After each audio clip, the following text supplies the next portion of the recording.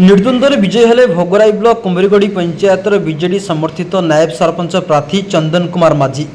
एबे भी कमिनी तृणमूल स्थलर विजेडीर पतियारा निर्द्वंद्व मनोनीत हेले विजेडी समर्थित नायब सरपंच प्रार्थी बालेश्वर जिला भोगराई ब्लॉक कुंभरीगढ़ी पंचायत में देखा मिली एभली घटना गोटे वर्ष धरी पंचायत में नायब सरपंच पद फांका पड़ा बेले निर्वाचन कमिशन ओडिशा पक्षर गत 8 तारिख में यह पद पर एक विज्ञप्ति जारी कर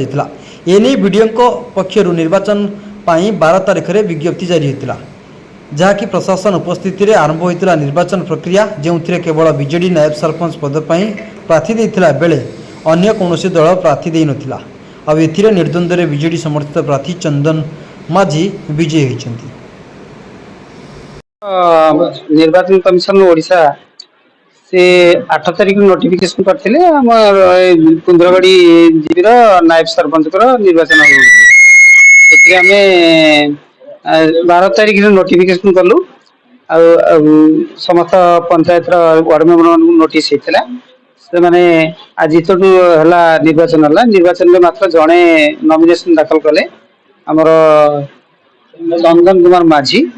से सही सर्वसम्मति क्रम जेहेतु हेले निर्वाचन नहीं से मनोनयन है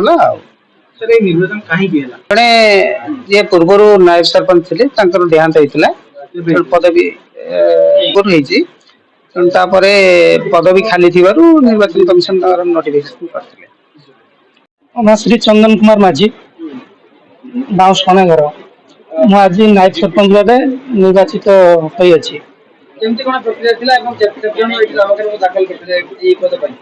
नायब सरपंच केवल एका प्रार्थी पत्र दाखल करते निर्द्वंद्व नायब सरपंच भाव निर्वाचित होती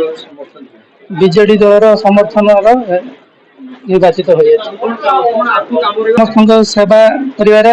आगे लक्ष्य रही प्रयास जारी हो।